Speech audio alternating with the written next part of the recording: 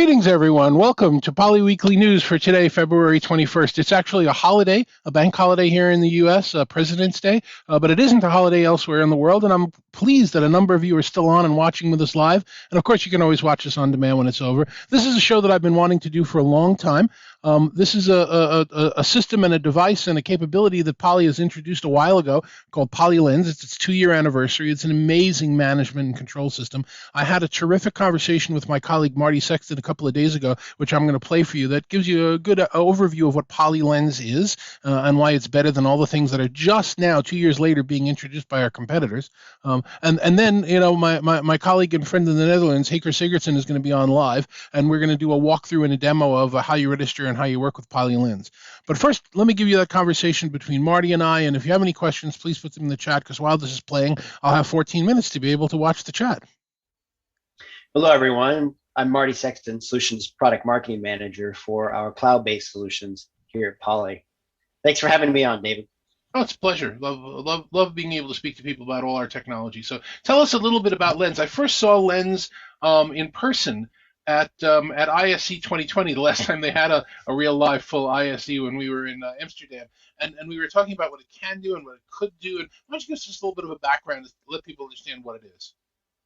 Yeah, sure. So you're correct. PolyLens turned 2 years old this past week, and so we were happy to celebrate that. And you're correct, it did come out in ISE of that year. And really what we did was we brought to market a management component that was focused on our newest video endpoints. Explain to me why it's different, because we had a couple of other platforms. Plantronics had platforms, Poly had platforms. Give me some detail what the vision is and why we're building this one now. PolyLens was brought out really with the goal to consolidate our management platforms and in parallel expand the support all the way across from voice, video, and headsets.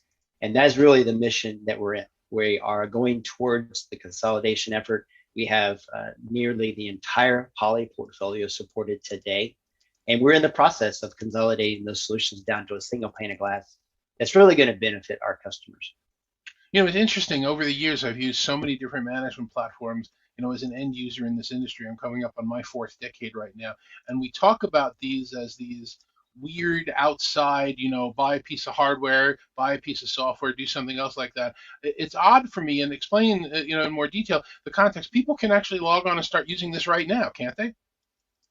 Absolutely. It's open to anyone that would like to log on and create an account, start adding their devices, and realize management capabilities right away. Now we've seen some of our competitors over the last few weeks talk about how they're adding some of the functionality in that we've had for these 2 years.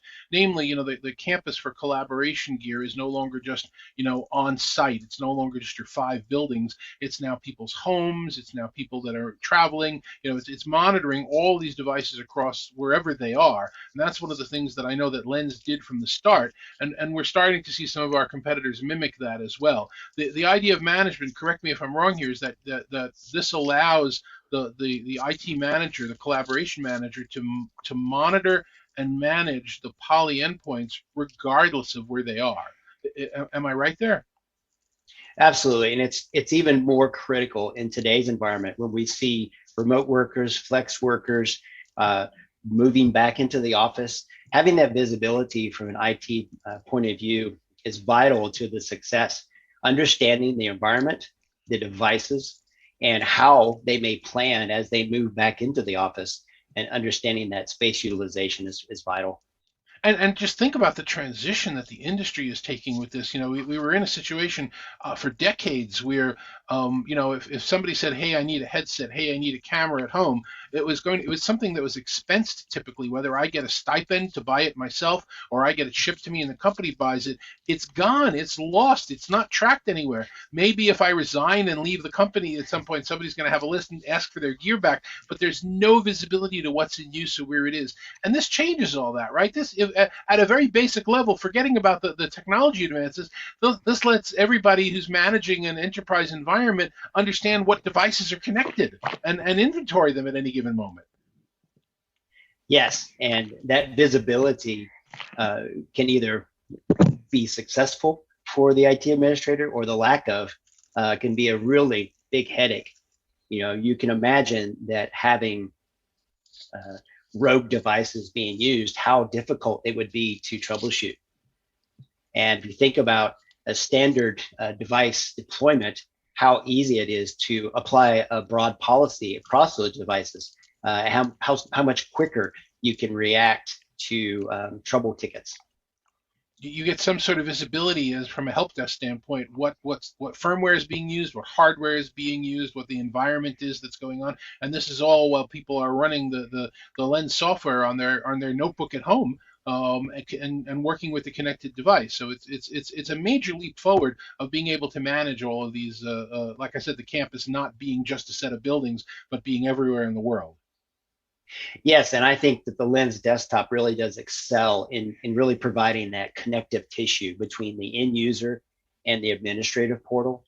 The Lens desktop is capable of allowing the user to set preferences, allowing them to work best within the environment, whether they're at home, traveling, or back in the office, while maintaining that visibility at an appropriate level for the IT administrator to help with things like settings when needed, or even troubleshooting things like network congestion. All right, so we've been talking about in the abstract for a little while. Why don't I ask you to, kind of give us a look-see as to what it's like, and then also tell me a little bit about, now that we've got our competitors joining the space and realizing that they need to monitor some of this at-home and remote gear as well. Let's talk a little bit about our insights and where we're going in the future and how we've leapfrogged them going forward again. So I'll leave you the time to show us where we are and what's coming up. Sure, I'd be glad to. So what I'm going to share with you right now is the Lens interface. This administrative portal is really broken down into two categories. The management section, which you're going to hear about soon from my colleague in the Netherlands, and then the insights. Now, if we focus on the insights, what we want to do is have great visibility, ease of use for the IT administrator into the most important insights. And that's what we do here is we curate the experience with those things that are most likely needing attention for the administrator. Now, certainly you can choose to filter out, areas of interest for yourself, but we've broken it down into the device insights and the room insights. And then even further digging into the details, we can now filter in this Room Insights public beta. We can look at things like average meeting headcount, understanding how many people are being used in a particular space. That's important for understanding the space usage, for example. Other things like meetings that were unscheduled, so ad hoc meetings that were happening in the room.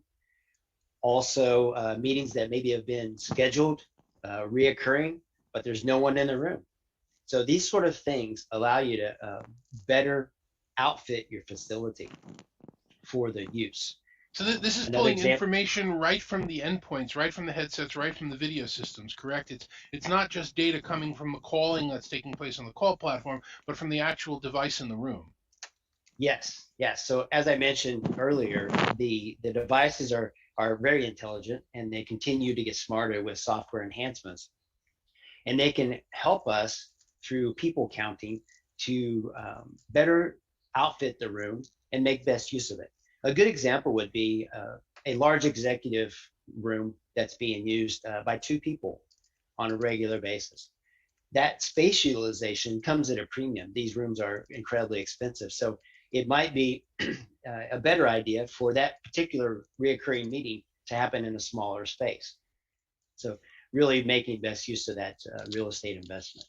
And am I correct in assuming that use of that room doesn't necessarily have to be in a call, that it's simply going to be monitoring when the room is actually in use, regardless of whether or not it's making a call?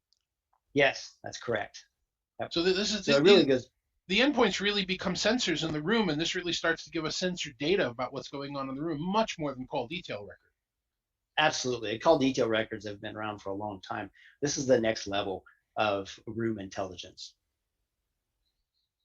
So show us a little bit more going into the deep demo here, and if I have to, I'll zoom in a little bit on some of the slides since we're pre-recording this. So don't think I'm trying to cut Absolutely. anything off intentionally, but let's see what you got. Absolutely. So I'm going to look at a particular site. This one happens to be in the Netherlands. And what we can see here is we have 5 production systems that are in use today. And from here, what I can do is I can track the most successful rooms. Now, these sites, particular rooms are used with a pretty regular frequency, right? You can see that from the chart. You can drill down into these individual usage data. But what I'd like to point out is if you saw a drop off in any one of these systems down to a flat line, or if you saw a large increase, then you might want to look into deeper details of that particular room just to see if there's something weird going on or if you needed to reallocate the space. An example would be if you have maybe a device that's connected to periphery, like the PC8 here. If that one happens to go offline, because it is connected into the RIM system, you can get some great insights on how to best troubleshoot, and maybe that system is needing some services or something like that. And I'd like to point out that this particular detail also shows that there's a conference phone in the room. So we really are moving towards an integrated room solution and providing that sort of knowledge out to the administrator. Is this as much as this platform is going to do, or are we going further into more insights in the future? There are so many things that we can do with these video systems in the room. As I mentioned, their software is continuing to evolve and providing us even more data points that we can exercise in the future. Things like space planning as a basic, but also consider things that we might be able to implement for environmental assessments. You know, those are emerging with us today.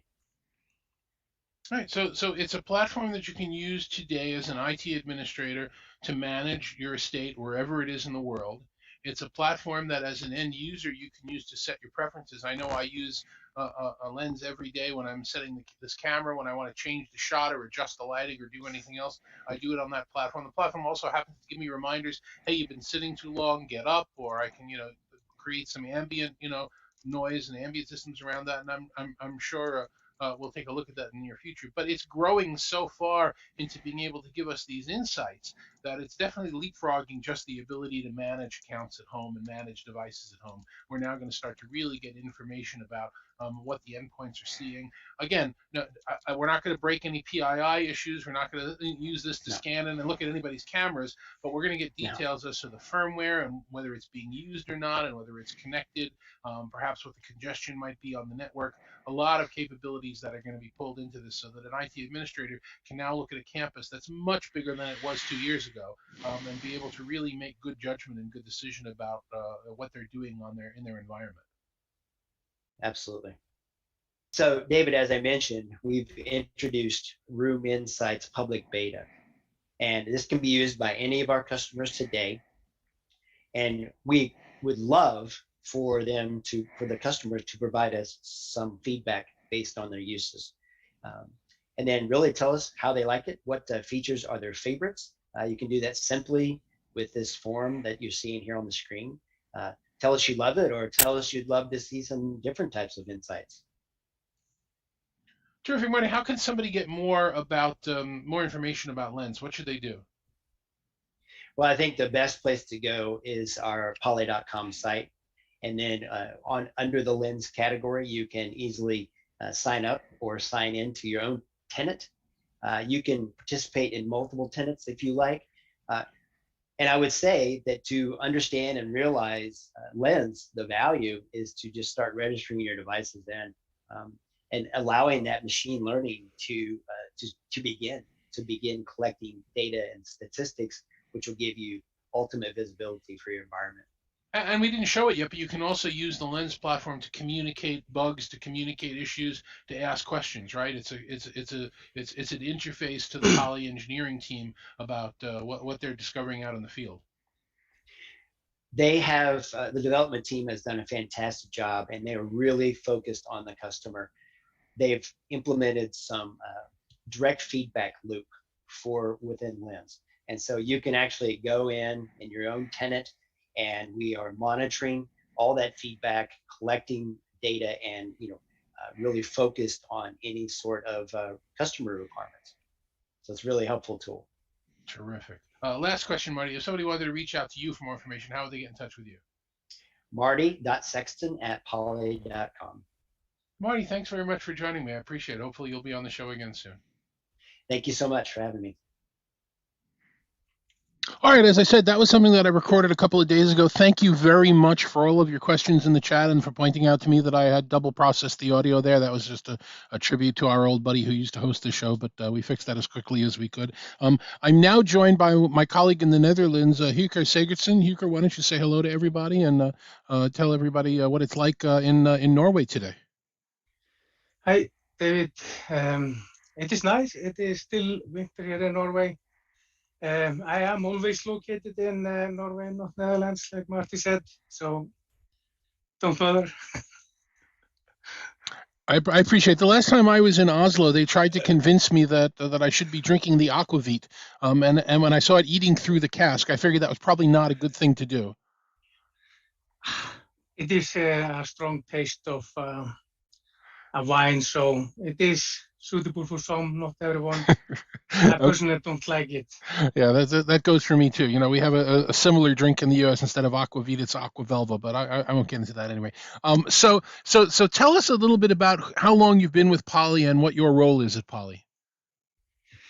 So I've been working with Poly for roughly 5 years. I started in Polycom, and of course, when we joined Plantronics in Poly, I was joining that one. I have my position now as a solution architect in EMEA and mainly focusing on Lens. And you're set up right now to be able to do some demos for us in Lens. And Marty went into the high level about what it was doing and where it was, but you're going to really show us some of the nuts and bolts of how to get started and how to manage and what it looks like, right? I will do my all best. Okay, why don't you get started? I'll set the shot up when you share. You have to allow me to share the. You should be able to hit it. I cannot. Oh boy. Okay, so we have a Zoom problem today. Sorry about that. Let's make sure that I can fix that. Try it now. Yes, again. Okay, we're looking at your screen. We see you in the corner. Cool. So, like Marty said, everybody can sign up for Lens. You simply go to lens.poly.com. You can select if you want to sign in with a Microsoft 365 authentication or Google authentication, or simply create an account. And from my point of view, I have already created an account, so I'm not hammering in my user and password and getting nervous about that one. So I have created the account, and this is the dashboard of Lens. And as Marty said, it is divided in two. It is the management and the insights. And I will try to show you a little bit around what we have on the management part in the beginning. And when I have walked through the settings, I will show you how to onboard 2 devices. That's great. So I will start with showing you that in the manage part, you have the selection of inventory, and the inventory here is my demo environment. I have cleaned a little bit up, so there's not so many devices here right now, and I will go a little bit further into this later on. And you have the actions and policies. You have policies in Lens, and I will show you afterwards how we can change different policies. But it is really important to have in mind that our policy model is divided by model policy, device group, site, and then individual device. Sites says everything it needs to be. It is what you want to have it. You can create rooms in forehand and then device groups, and then you have also the option for having device users. And device users are actually USB peripherals devices. And I think Kevin was asking about it in the chat. But I want to show you in the beginning how we register the devices and how we are going through the onboarding process. So we have 3 ways of onboarding devices, and it is with QR code or PIN, which is active management, and that gives you an opportunity to configure individual devices. It give you insights reporting, reboot, and factory reset. Mm-hmm. Then we have like provisioning, where we're really onboarding the devices, so we can also directly provision the settings which we want to provision. And then the third one is then USB devices, which could be peripherals like headsets, USB cameras, and whatever. So the platform is able to start. The idea is having one pane of glass. So we're going to be able to manage all the Poly devices through the single thing. That is correct. And we have so many devices, which is coming from more than one platform. And Mm-hmm. Finally, we are seeing that in one glass eye, we can't manage everything, and that will be managed through Lens. Okay. I wanted to jump a little bit over to the provisioning part of our tool. And some people have seen this from the PTMSE earlier. And while I am showing this, I want to onboard these 2 devices so you simply see how it is done. So I'm giving them a little bit time of show up in my tenant while you're walking through other things. So I will simply copy this server address, and I will select one CCX phone. The address is here. I have written in the provisioning information boxes what is needed, so I can simply save this. Oh, of course. It's And live. now, You're always going to make mistakes during a live demo. There we go. Wasn't this easy? This was always like this. I will jump into the other one while this is unbehaving. This is classical when you are doing something live. Mm-hmm. But anyway, I have now logged into my Studio X30, and this is the dashboard of Studio X30. Down here we have 2 ways of onboarding Studio X30. As I mentioned, we can pin or cloud registering the device, or we can provision it. And by selecting provisioning, here are the same information as I plan to set in on the phone. So I will simply save this information, and the device will start to register to Lens. It will show up in a minute. While waiting, I would like to show you 2 or 3 additional things. One is that when you have created the account, it is really important that you invite some of your colleagues to join the management environment. And this is so easy. I can even invite you, David. Uh-oh. I see it. So I'm taking it and add you in here, and you will get an invite. And you can see that now you're pending as a device manager on my environment, and my colleague Mark Kubik haven't accepted my invite. But this is really important to show. It is easy to add colleagues to manage Lens. We can select how the rights are, if they are available for administration, device management, or guest, but this can also be kind of a multi-tenant way of inviting a partner to see and manage your devices. It And is just by that's regardless of domain. It doesn't have to be somebody that's in the same domain as you. It can be, the installation partner. It can be people at the client. You're able to really connect to anyone, right? Yes, and that is making it so simple that I simply send a new invite to my new partner, which is going to help me with some cases. Then that is done by this. Awesome. And our integration partners and installers could actually invite someone from Poly if they needed to, get an assist or some support and take a look at what's going on. And that those rights could be removed when the assist is over. So it's really easy for people to be able to manage through the platform. That's correct. I want to point out that we have in Lens, we have a option for notifications, and we can get notifications by email, Teams channel, or to ServiceNow.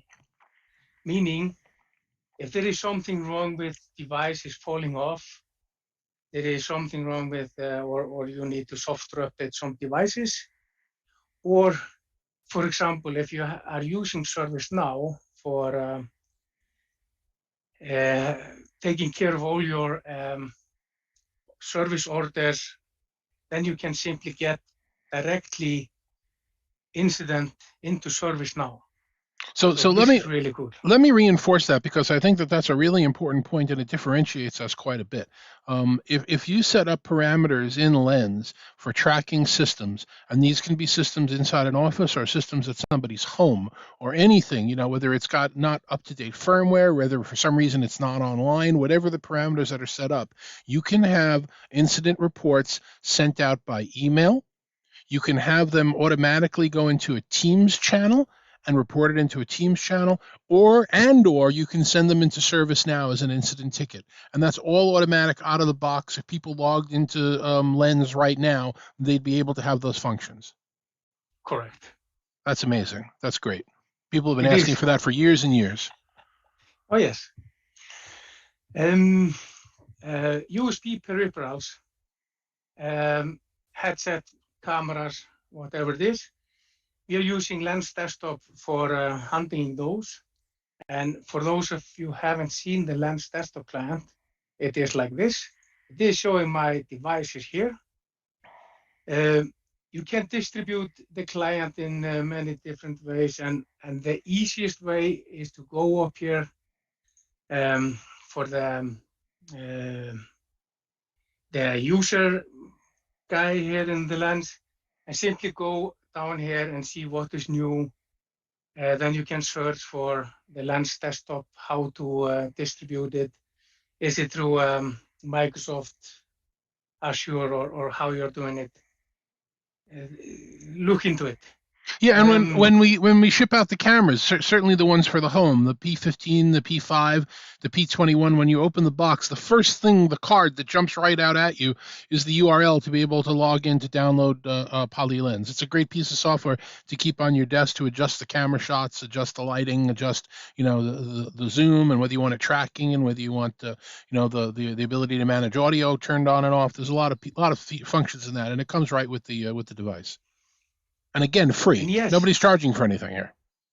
And that is correct. And like I'm now showing my Lens Desktop client, this is my P15, the product you mentioned. And if I go a little bit further down from the peripheral side into my managed part, I can now go to device users. And here is my Lens Desktop client. And here I already can see which devices are connected to this Lens Desktop client.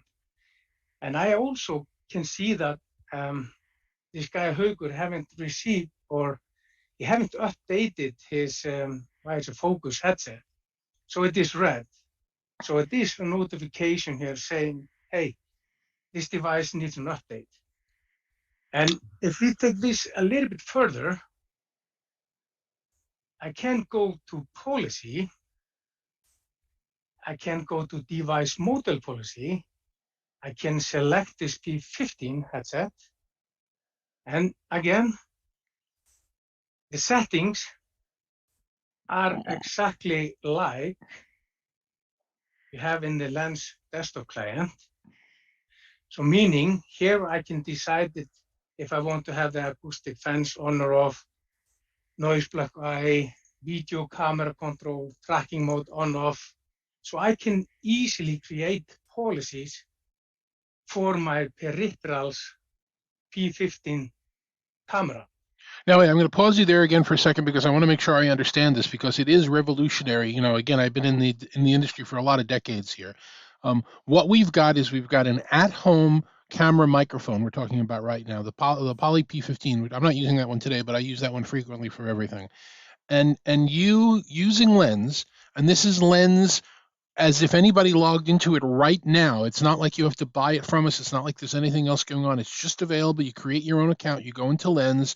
You go into monitor the Poly device that you want to monitor. You now have the ability through my Lens desktop to look at the settings on my camera, to look at what's going on, where the firmware is, whether or not I have the right settings for zoom, for acoustic fence. It will not let you look at me. This is not something that's going to break any kind of PII. You're not going to be able to look in and see what I'm doing, catch me eating a sandwich or scratching something I shouldn't be scratching. There's no break of personal information there. But in terms of managing the device, you can manage that USB peripheral device as if it were a device sitting in a campus office building somewhere. It could be so easily that, for example, the P15, that we have decided as a Poly, all our employees have a speaker tracking on the cameras. So our user doesn't ever have to do any changes with the camera. So we are pushing that out, giving them the opportunity to just use their device in an easy way of manner. That's great. And Kev, I see you've asked a third question in the chat this morning. What I'm going to do when this call is over, I'm going to introduce you to Huker. The two of you are going to have a chat one-on-one, and he's going to see if he can resolve some of the things you put in there. Because you can see as we're sharing this, and I apologize, I know the resolution, this is such tiny stuff, so it's hard to see everything. We really wanted to show all of it. It might be hard to see, but you see that it works. You see that we're doing it. And Kev, I'll reach out to you directly so that we can get you hooked up in case there's anything that we can kind of look at and resolve for you. But anyway, Huker, why don't you please continue? Yes, and then now my device should be connected if everything is right. Let me see if it is registered. So now my device should be showing up here as a refresh. And here you can see that my Studio X30 is registered. It is running native Teams application.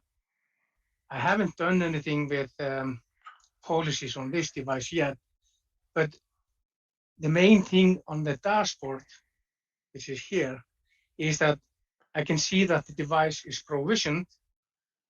I can see that I have a Studio X70, which is also provisioned.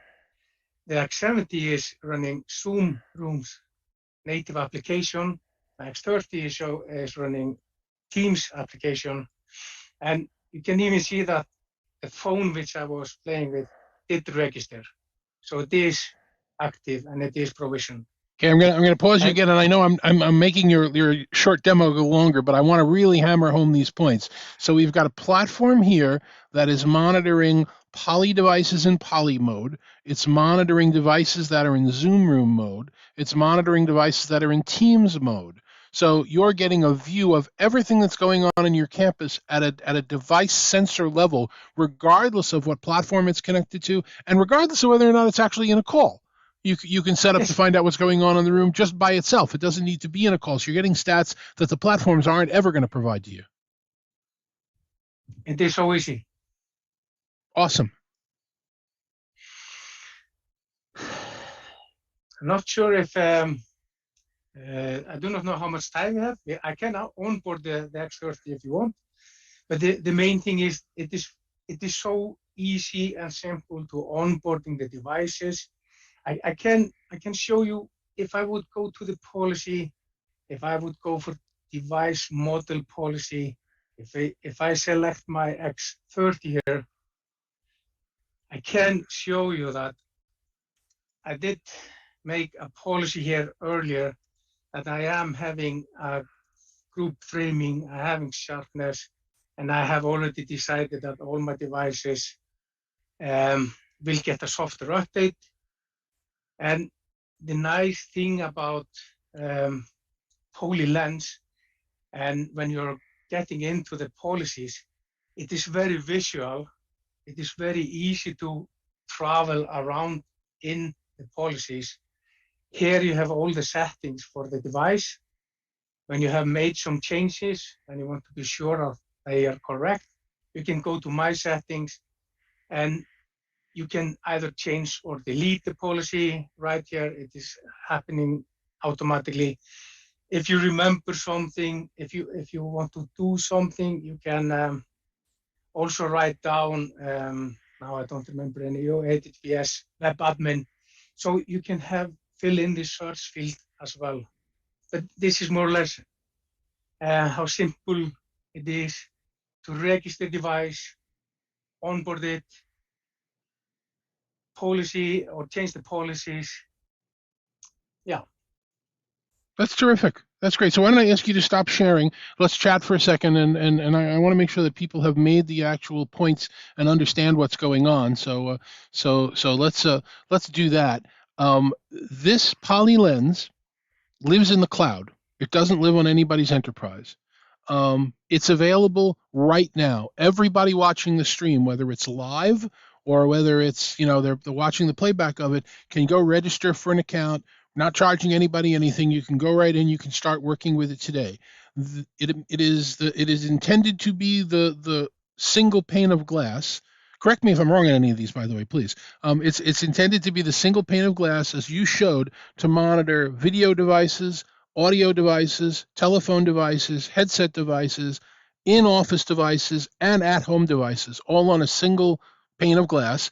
And you can indicate in it who you would like to co-manage it and what rights you want them to have. And that's regardless of whether they're in your company or an installation partner or someone from Poly or people at home or anything that you would like. And you can manage in and out of how that works. And that's all there today right now. And we've had that for about 2 years.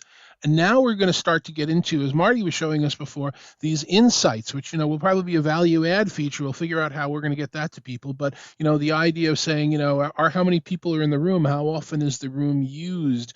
All these other detailed insights that we're going to be able to get because we're sensors sitting out in the world as opposed to just video conferencing, audio conferencing devices.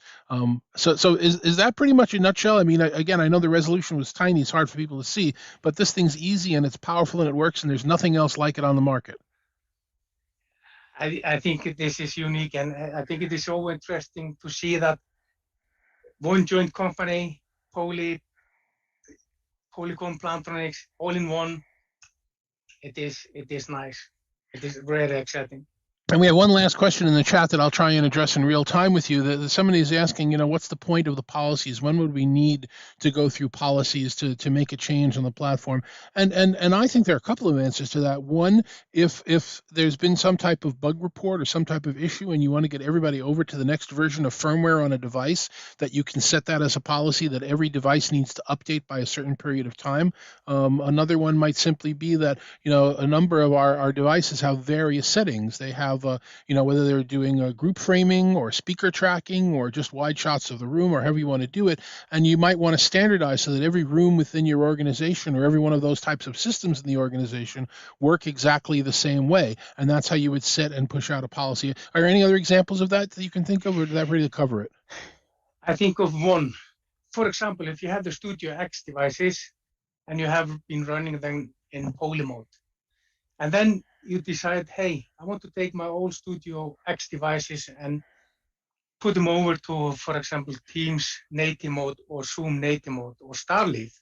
You do it through Lens.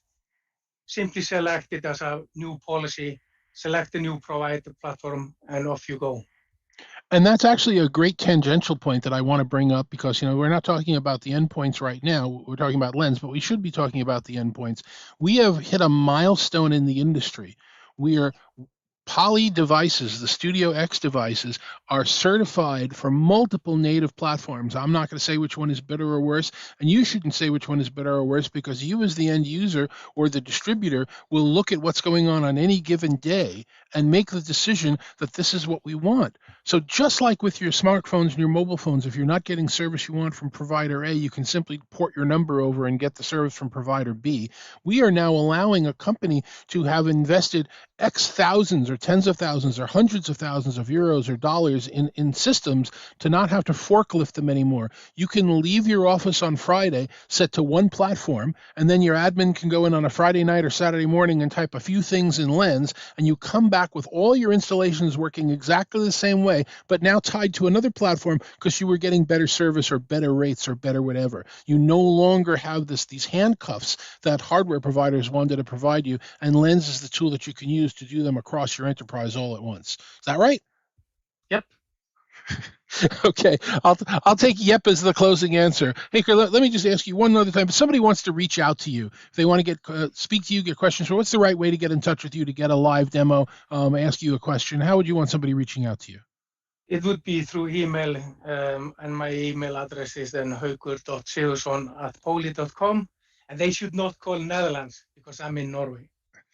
Okay. You're in Norway. You're not in Oslo, but you're in Norway. That's terrific. I really appreciate you taking the time and walking us through this to join us and go for all of it. And you'll be on the show again in the future. And I appreciate your expertise. And I'm also going to get you in touch personally with Kev Talbot so that you can help him resolve whatever his issues are, because I have a feeling it might just be, his hair is so tight in the back of his head with his man bun. It might just be that, he's forgetting what he needs to do. So I will get you guys hooked up as soon as the show is over. So let me talk a little bit. Thank you for joining me, Haukur. Let me talk a little bit about next week's show. I'm really excited about what's going on. We are actually going to have the Enterprise Connect show March 21st, just a few weeks from now. And it's going to be a real live. We're all going to actually be together. It's awesome. By the way, if you're going, please let me know so we can get you hooked up and meet with you and get you invited to all the things that are going on. But my guests for next week's show are going to be,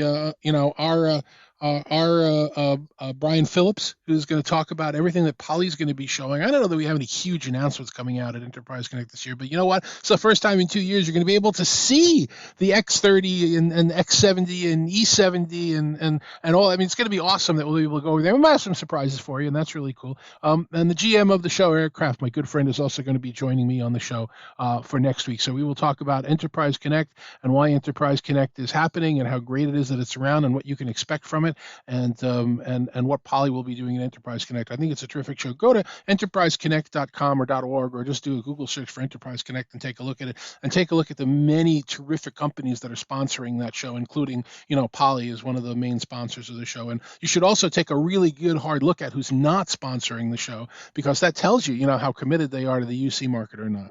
So in any case, I appreciate you joining us live. I appreciate you joining us live every week. We will be back here next week with our Enterprise Connect preview show. For Haukur, for Marty, I'm David Danto at Poly. Thanks very much for joining us, and we will see you next week.